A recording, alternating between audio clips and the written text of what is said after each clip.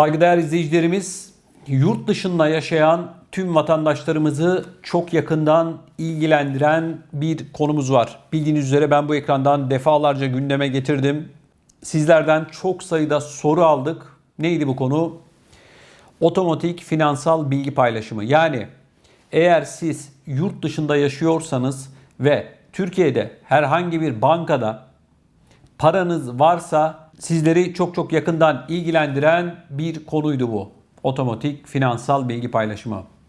Değerli izleyicilerimiz, geçtiğimiz aylarda Cumhurbaşkanı Sayın Erdoğan tarafından imzalanan ve resmi gazetede yayınlanan bu uluslararası anlaşmanın detayları artık belli oldu ve önümüzdeki günlerde çok kısa bir süre sonra bilgi paylaşımı başlayacak. Bu yayınımızda değerli izleyicilerimiz otomatik finansal bilgi paylaşımının bundan sonraki safhalarını açıklayacağız. Kimler etkilenecek? Hangi ülkede yaşayanlar öncelikli olarak etkilenecek?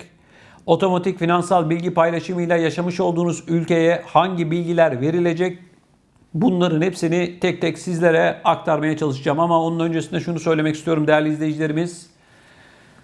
Maalesef yurt dışında yaşayan vatandaşlarımız bu durumdan çok rahatsız. Vatandaşımızın söylediği tek şey var. O da biz memleketimize, ana vatanımıza o kadar yatırım yaptık, paramızı götürdük, ev aldık, arsa aldık, tarla aldık, iş yeri aldık. Biz alın teri dökerek kazanmış olduğumuz parayı memleketimize götürdük ama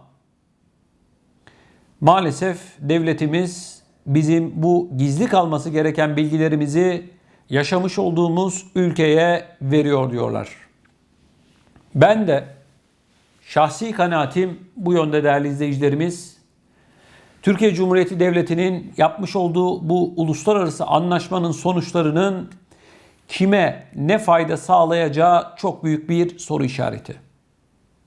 Yurt dışında yaşayan yaklaşık 8 milyon vatandaşımızı çok yakından ilgilendiren bir konu.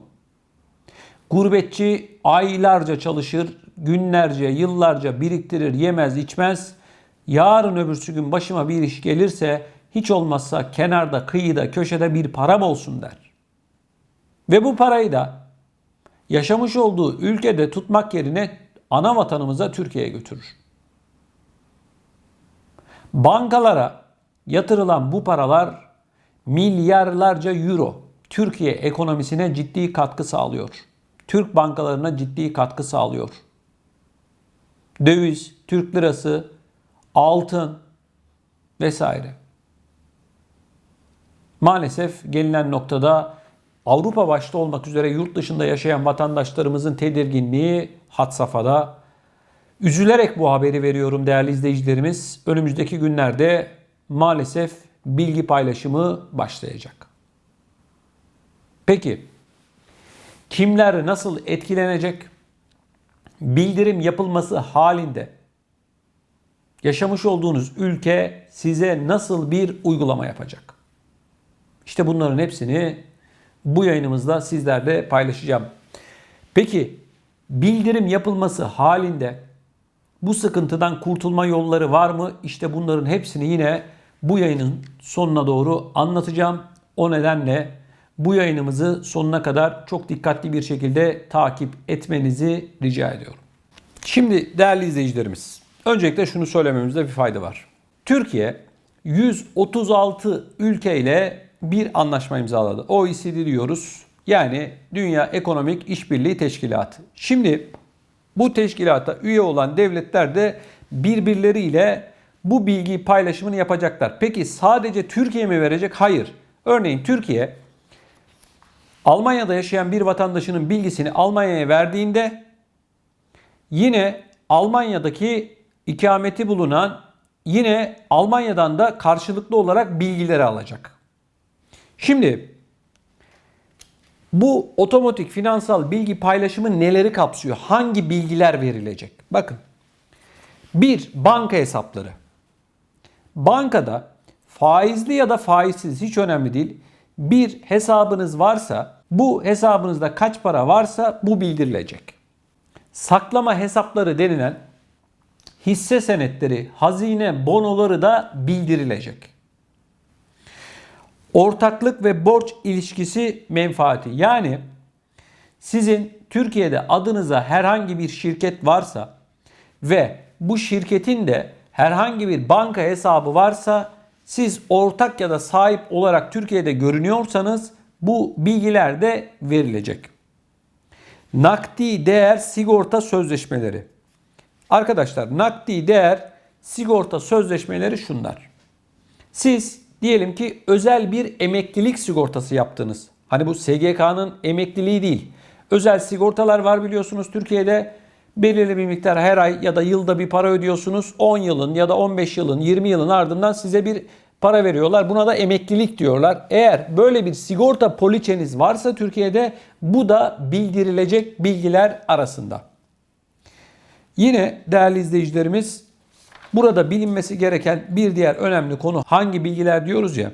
Adınız, soyadınız, adresiniz, yerleşik olduğu ülke ve kimlik numaranız, yani Türkiye Cumhuriyeti vatandaşlık numaranız bildirilecek. Doğum yeri ve tarihiniz, hesap numaranız, hesap bakiyeniz ya da değeri bildirilecek. Hesaba yıl içinde ödenen faiz bildirilecek. Yani şu kadar parası var, vadeli de diyelim, şu kadar faiz geliri elde etmiştir diye bilgi verilecek arkadaşlar. Bunun yanı sıra Türkiye'de evi, arabası, tarlası, yazlığı olan vatandaşlarımız da lütfen bu yayını sonuna kadar izlesinler. Onlarla ilgili de çok önemli bir bilgi vereceğim.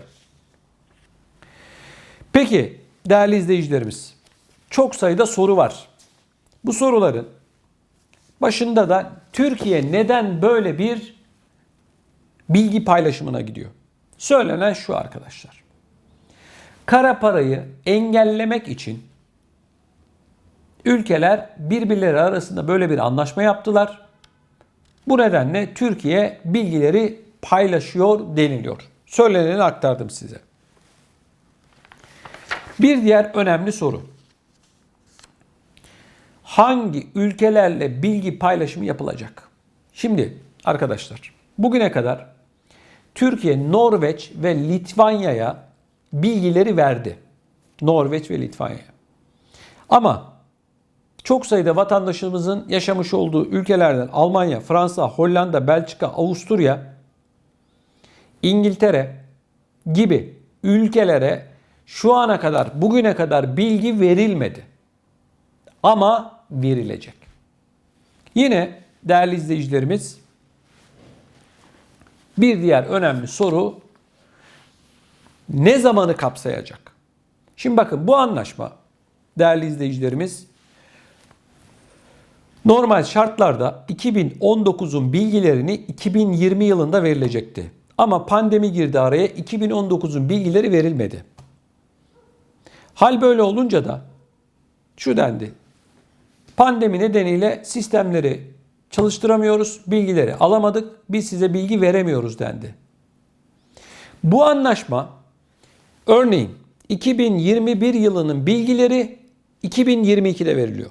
2020'nin bilgileri de 2021'de verilecek. Yani içinde bulunduğumuz yıl içerisinde 2020'ye ait olan bilgiler verilecek arkadaşlar. Kısa bir süre sonra. Bir yıl sonradan geliyor. Yapılan anlaşmaya göre her yılın Eylül ayında bu bilgiler verilmek zorunda. Pandemi girmişti ama normalleşme süreci devam ettiği için artık bilgiler verilecek. Bir diğer önemli soru. Vatandaşın Türkiye'de parasının olup olmadığı nasıl tespit edilecek? Kimlerin bilgileri verilecek? Örneğin vatandaş Almanya'da yaşıyor, Fransa'da yaşıyor, Hollanda'da yaşıyor. Şimdi bakın, yapılan anlaşma gereği eğer sizin ikametgahınız Türkiye dışında başka bir ülkede ise sizin bilgileriniz yaşamış olduğunuz ülkeye verilecek. Anlamı şu, daha basitçe. Siz diyelim ki Almanya'da yaşıyorsunuz. Bir bankaya, Türkiye'deki bir bankaya paranızı yatırdınız. Faizli ya da faizsiz, vadeli, vadesiz hiç fark etmez. Açmış olduğunuz Bu hesaba da adres bilgileriniz ya da telefon numaralarınızı da yaşamış olduğunuz ülkenin adresini ya da telefon numaralarını verdiniz. Bu durumda banka bakıyor. Diyor ki diyor örneğin Ali Bey'in, Almanya'da yaşayan Ali Bey'in adresi Almanya görünüyor. Telefon numarası da +49'da başlıyor. O zaman diyor biz bu kişinin bilgilerini hazineye bildiriyor. Hazine Müsteşarlığına, Maliye Bakanlığı'nın içerisinde. Daha sonra Maliye Bakanlığı da yaşamış olduğunuz ülkenin Maliye Bakanlığı'na, Almanya'nın Maliye Bakanlığı'na bildirecek. Akış bu şekilde. Şimdi vatandaş soruyor, diyor ki benim Türkiye'de bulunan banka hesabımda Almanya ile ilgili adresim yok. Telefon numaram yok diyor. Bu durumda benim bilgilerim bildirilecek mi? Arkadaşlar, Türkiye'deki bankalarda eğer yurt dışı ile ilgili Almanya, Fransa, İtalya, yani yaşamış olduğunuz ülkeyle ilgili herhangi bir bilgi yoksa sizin bildiriminiz olmayacak. Yine vatandaş soruyor. Diyor ki, özellikle bu YouTube'da falan görüyorum ben. Birileri diyor ki gelin diyor Türkiye'ye, bize vekalet verin, danışmanlık ücreti ödeyin diyorlar. Biz sizin bu bilgilerinizi değiştirelim diyorlar. Sizin ikametgahınızı Türkiye'ye alalım diyorlar. Bakın, Türkiye'deki ikamet kanunu şunu diyor. Bir yılın içerisinde 6 aydan fazla eğer Türkiye'de kalıyorsanız siz ikametgahınızı Türkiye'ye alabilirsiniz diyor. Kanun bunu söylüyor. Bunun dışında hiçbir yöntem doğru değil arkadaşlar. Paranızı, ister avukat olsun, ister bilmem ne danışmanı olsun, paranızı sakın ola ki vermeyin. Bunların yapmış oldukları işler illegal işler. Yarın öbürsü gün başınız ağrır. Peki bir örnek vereyim. Konuyu çok dağıtmadan. Örneğin bir kişi Almanya'da yaşıyor. Geldi Türkiye'ye, dedi ki benim ikametgahımı değiştirin dediler. İkamet kanunu anlattım, 6 aydan fazla kalman gerekiyor bir yılın içerisinde. 2 gün sonra bu ortaya çıkıyor. Siz de ikametgahınızı bir şekilde Türkiye'ye taşımış oluyorsunuz. Ondan sonra sahte beyanda bulunmaktan hakkınızda işlem yapılıyor. Yani derdiniz birken iki yapmayın. Kimseye paranızı kaptırmayın. Bir de bir şey daha duyuyorum, görüyorum. Mal bildirimi diye bir konu var. Türkiye'deki mallarınızı gizliyoruz diye çıkanlar var. Arkadaşlar, bu illegal bir iş, hukuk dışı bir iş. Sakın ola ki paranızı kimselere kaptırmayın. Hiç kimse sizin Türkiye'deki mallarınızı saklayamaz. Kimden neyi saklayacak? Sizin üzerinize diyelim ki bir ev var, arsa var, tarla var. Zaten E-Devlet'e girdiğinizde bunların hepsi görünüyor. Yani nasıl saklayacaksınız? Sakın ola ki kimseye vekalet falan vermeyin arkadaşlar. Şimdi konuyu çok dağıtmadan, bankada eğer sizin yurt dışında yaşadığınıza dair bilgiler varsa sizin bildiriminiz yapılacak. Zaten içinde bulunduğumuz yılda 2020'nin bildirimi yapılacak. Bir yıl öncesinin. Bu yılın bildirimi de 2022'de yapılacak. O nedenle aman siz olun. Burada anlatılanlar dışında parayla o işi yapan, bu işi yapan falan, paranızı falan kimseye kaptırmayın. Bakın, anlattığımın dışında başka bir şey yok zaten. Geçmişe dair kimse bir şey yapamaz zaten. Sakın paranızı kaptırmayın. Bakın, Avrupa'da yayın yapan bir televizyon kanalı, YouTube'da yayın yapan birkaç kişi var. Biliyorum bu konuyla ilgili. Hepsi sizin paranızın peşinde. Gelin diyorlar, bize vekalet ücreti verin, danışmanlık ücreti verin, bu işleri saklayalım diyorlar. Yapmayın bakın. Benden söylemesi. Benden söylemesi. Şimdi çok sayıda soru var ama bu soruları hızlıca geçelim. Çifte vatandaşlık durumu bu işte etkili mi? Arkadaşlar, bu iş adrese dayalı bir sistem. Çifte vatandaşlık konusuyla alakalı değil. Evet, etkilenecek. Yani sizin ikametgahınız Almanya, Fransa, Hollanda, Belçika, Amerika Birleşik Devletleri hiç fark etmez. Başka bir ülkedeyse ve bu bilgileriniz bankada varsa bildirim olacak. Çifte vatandaştı, mavi karttı, oydu, buydu, bunların hiçbir geçerliliği yok. Yani hiç fark etmiyor. Şimdi bir diğer önemli soru.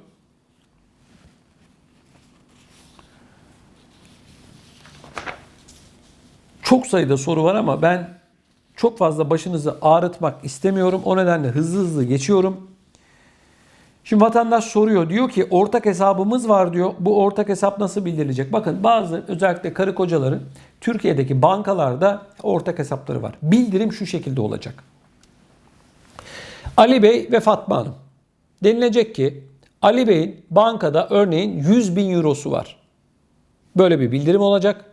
Fatma Hanım için de aynı bildirim olacak. Denilecek ki Fatma Hanım'ın da bankada 100 bin eurosu var. Yani 50-50 ayrım olmayacak. Şimdi sosyal yardım alan vatandaşlarımızdan, Avrupa'da sosyal yardım alan vatandaşlardan çok sayıda soru var. Diyorlar ki ben sosyal yardım alıyorum. Bu sosyal yardım alanlarla ilgili bir şey mi? Arkadaşlar, yaşamış olduğunuz ülkede ister sosyal yardım alın, ister almayın. Önemli değil. Yani bu iş sosyal yardım alıp almamakla ilgili bir durum değil. Eğer Türkiye'de bankada paranız varsa ve başka bir ülkede ikametgahınız varsa bu bildirim olacak. Bu kadar. Hiç kafanızı karıştırmayın. Yine vatandaş diyor ki ben sosyal yardım alıyorum. Sosyal yardım almama rağmen Türkiye'deki parayı devlet bilmiyor yaşamış olduğum ülkede. Ne olacak? Bakın değerli izleyicilerimiz, sosyal yardım alın ya da almayın ama bilin şunu. Şimdi sizin bilgileriniz, örneğin Türkiye'de 100 bin euronuz var ya da 100 bin liranız var. Bildirim yapıldı. Bağlı bulunduğunuz vergi dairesinden size bir mektup gelecek. Şu tarihte görüşmeye bekliyoruz diye. Soracaklar. Diyecekler ki bu para ne? Siz diyeceksiniz ki örneğin mirastan kaldı. Ev sattım. O oldu, bu oldu. Bu para bu. Çünkü oradaki memur görecek. Diyecek ki bak diyecek senin 100 bin euron var.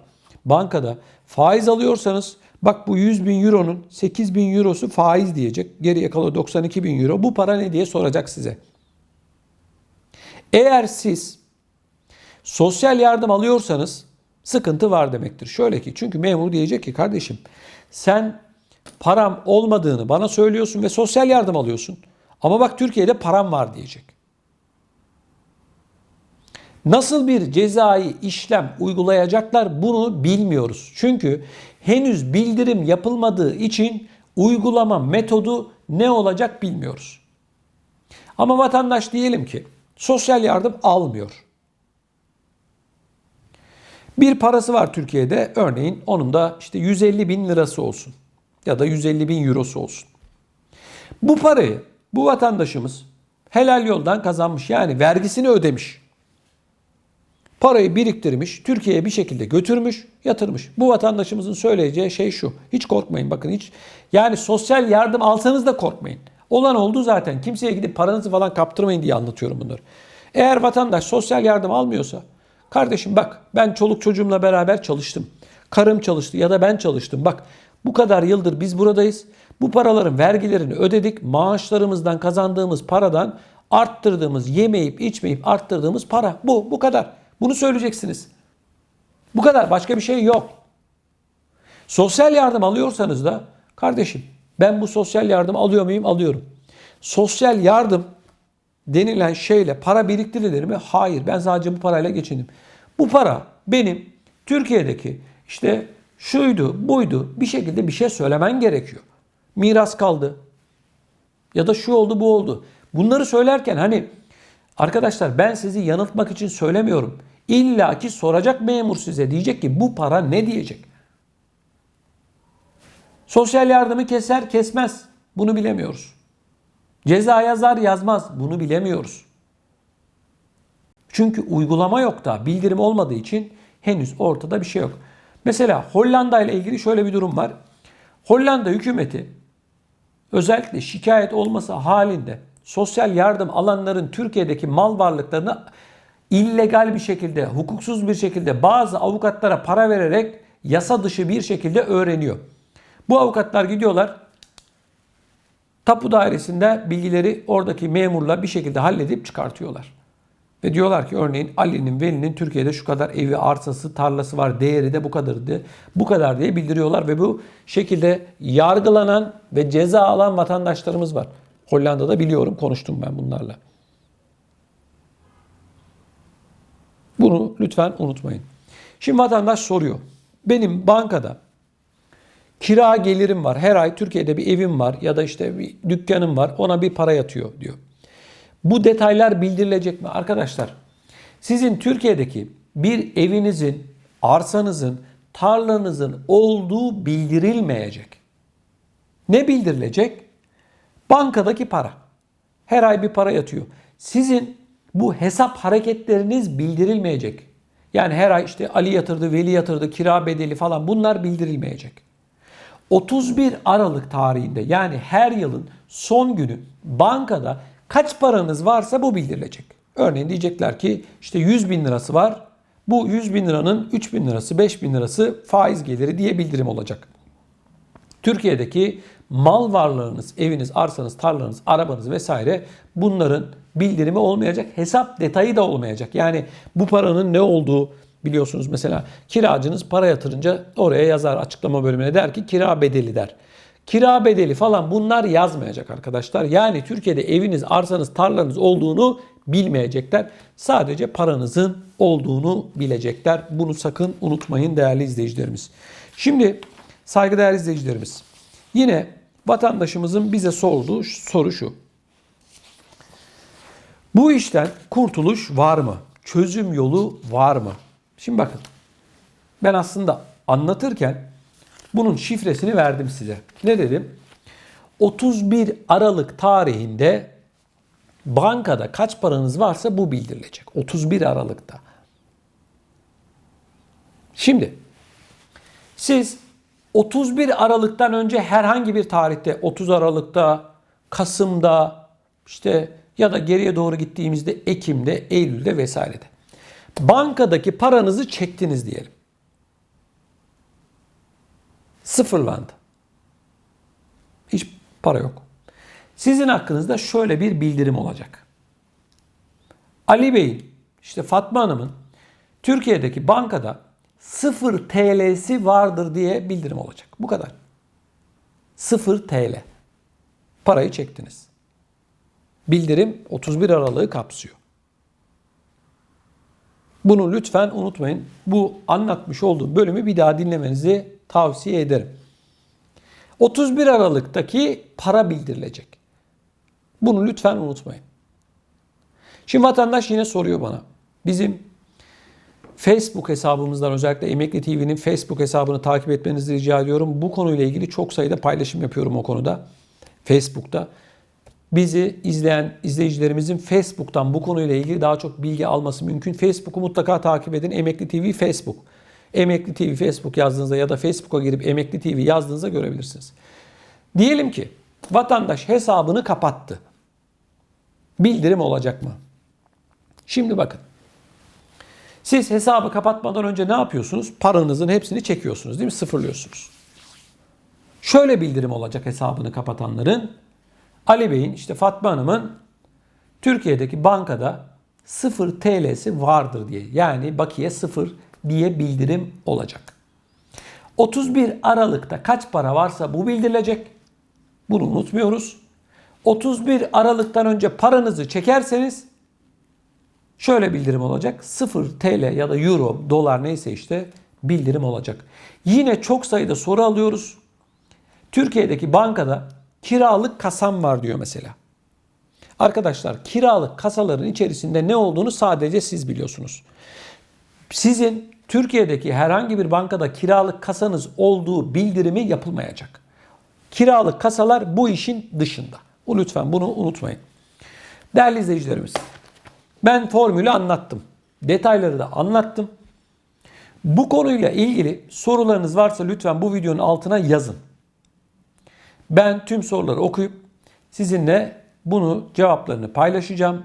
Aynı zamanda Facebook'tan bizi Emekli TV takip edenlerin sorularını da Facebook üzerinden cevaplamaya çalışacağız. Arkadaşlar, sözün özü şu.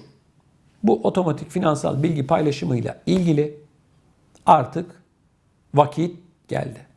Anlattıklarımı lütfen akrabalarınıza, çevrenizde bulunan eşinize, dostunuza gönderin. Anlattıklarımın dışında başka bir şey yok. Paranızı sakın ola ki. Yok danışmandı, yok avukattı falan, bu iş için kimseye kaptırmayın. Sakın. Lütfen sorularınızı, görüşlerinizi videonun altında bulunan yorum bölümüne yazarak bizlere iletin. Ben hepsini tek tek okuyacağım ve cevaplayacağım. Bizleri dünyanın neresinde olursa olsun, her kim izliyorsa şunu söylüyorum. Artık otomatik finansal bilgi paylaşımı hayata geçiyor. Aman siz olun. Bu anlattıklarımı dikkatli bir şekilde bir kez daha dinlemenizi tavsiye ediyorum.